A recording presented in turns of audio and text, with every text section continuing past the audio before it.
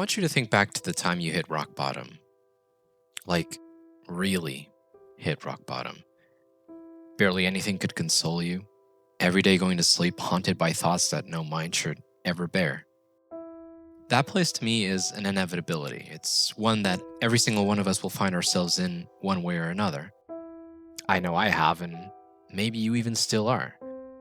That is exactly what happens to Lara at the beginning of her story. We're so used to that badass, guns blazing, confident, and strong Tomb Raider we've grown to know and love, yet here she is, vulnerable, crying, in pain and cold like so many of us have felt in the past. I never quite knew why this version of Lara gripped me so deeply. I was never able to put it to words until now. It's because she's human. She's flawed, she bleeds, she grovels, she cries, she's us. She's us in our darkest times. She wasn't born that badass and fearless Tomb Raider. None of us are. We grow into it. The same way she does. Not out of want, not out of aspiration, but out of necessity. Lara doesn't want to be a survivor, but the island doesn't care. It demands she become one. She finds herself in a situation where she has no other choice but to move forward. Please come and get me. As much as I'm sure she'd want to wait in place and wait for help to arrive, she doesn't. Because it's not just her life that's in danger, it's everyone else's around her. She has people depending on her, looking up to her, inspired by her. Don't we also? I feel like our actions and the choices we make ripple outwards to the people around us. We either inspire them or we instill doubt. But we all know how it is. When it's bad, it can always get worse. When it rains, it really pours.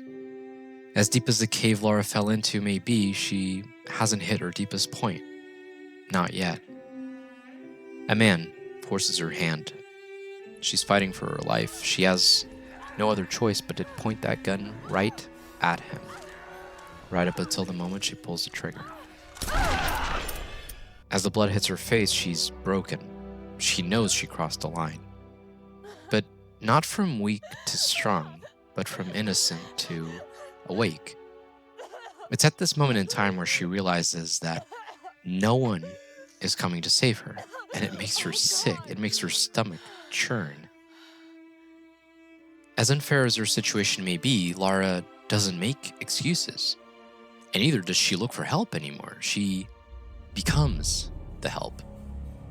I don't think Lara had any idea of the strength she had in her this entire time. And I don't think any of us have either. In the words of David Goggins, when your mind is telling you that you're done, exhausted, and cannot possibly go any further, you're actually 40% done. All this brings Lara to a very symbolic moment in this game, which is my personal favorite, the radio tower scene. Lara's team finds a transmitter that may be able to broadcast a strong enough SOS signal to get them rescued. But to do this, they need to transmit it from a very tall radio tower. But Roth, her mentor, her father figure, the man she looks up to, isn't in any kind of climbing condition. As Lara is tasked with that dauntingly impossible feat, she doubts her ability to do it. She questions herself, much like we question ourselves all the time. Look, Lara, we need to send out that SOS. And I'm not climbing anytime soon. Yeah, I was afraid you were going to say that. You can do it, Lara.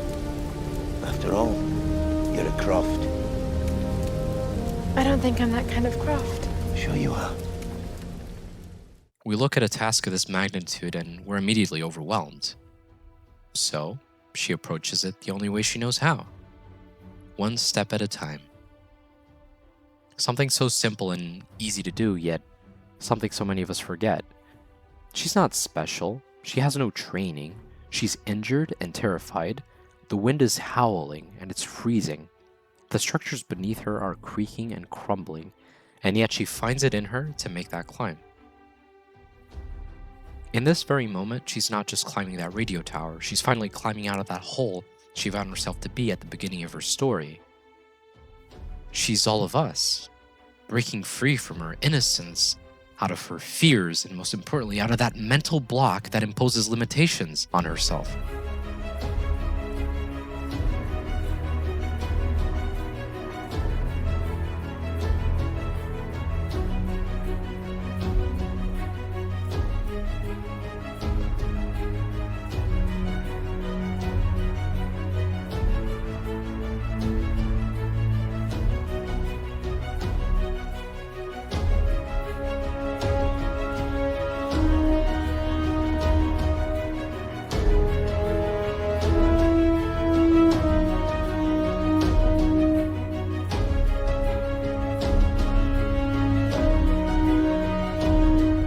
All that's going through her head is pain, screams, blood, agony, and as she finally makes it to the top, it's quiet.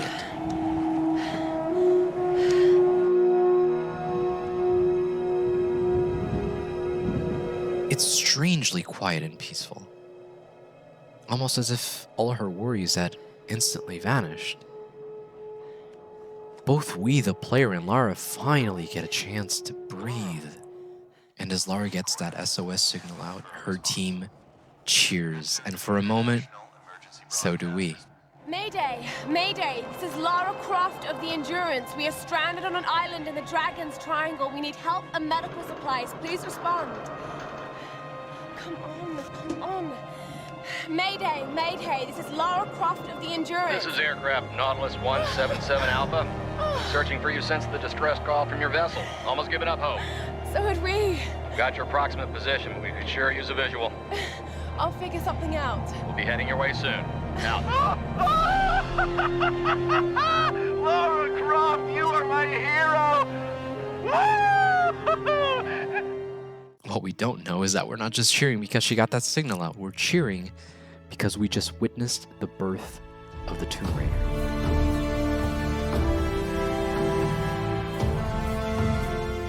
Like us, she wasn't born strong. She wasn't born capable. She became it by a trial of fire, the same way we must.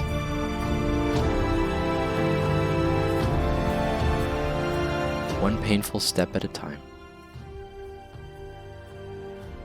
Thank you so much for watching yet another one of my videos. Let me know if you enjoyed it or disliked it. And if you did, feel free to tell me why so I can improve.